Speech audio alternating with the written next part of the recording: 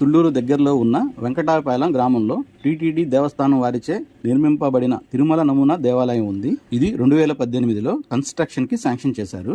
June 2022లో complete చేసి మహాసంప్రోక్షణ కూడా చేశారు. ఈ దేవాలయం తిరుమల తిరుపతి దేవస్థానం వారు టీటీడీ దేవాలయం నమూనాతో కట్టించారు. దేవాలయంలో స్వామివారి దర్శనం చేసుకుని కాసేపు స్వామివారిని స్మరించుకుని అక్కడ నుండి వెంకటాపాలెం నుండి ఉండవల్లి గ్రామం 4 కిలోమీటర్ల దూరంలో ఉంటుందండి. ఆ ఉండవల్లి గ్రామంలో ఉండవల్లి గుహలు ఉంటాయి. ఇవి విష్ణుకుండిన వంశం వారు క్రీస్తు శకం 4-5 శతాబ్దాల మధ్యలో నిర్మించారంటారు. వీటిని జైన సన్యాసుల గుహలుగా మొదట్లో ఉపయోగించడం జరిగిందని నానుడి.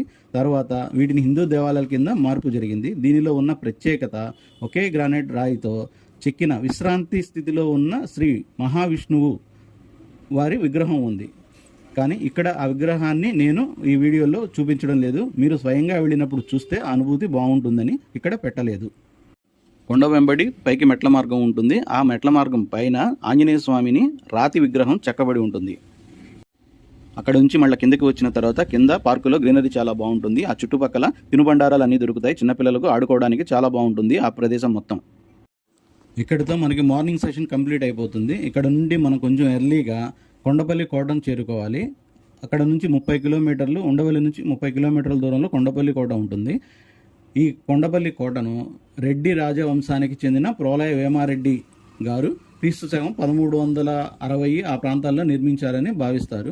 తర్వాత ఈ కోటని గజపతి రాజులు, విజయనగర సామ్రాజ్యాలు, గోల్కొండ నవాబులు, చివరికి బ్రిటిష్ వారి పాలనలోకి వెళ్ళింది. ఈ కోటను ఒక సైనిక దుర్గంగా ఉపయోగించేవాళ్ళు. ఈ కోటలో కొండపల్లి కొండపై ఉండి 3 గేట్లతో బలమైన రక్షణ కలిగిన నిర్మాణం ఉండేది.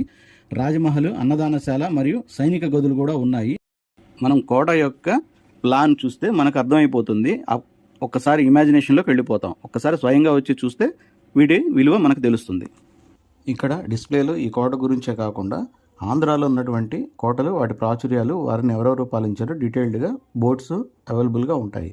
నర్తనశాల మరియు చెరసాల కూడా ఉందండి లోపల. సంతలు అంటే ఇప్పుడు ప్రజెంట్ మన మార్కెట్ అంటాము, అవి కూడా ఉంటాయి. కోటలోకి ఎంటర్ అయిన తర్వాత లోపల డిస్ప్లే బోర్డ్స్ మీద రూట్ మ్యాప్ మొత్తం డీటెయిల్డ్గా ఉంటుంది. దాన్ని బట్టి కూడా మనం చక్కగా అన్నీ చూసుకొని రావచ్చు.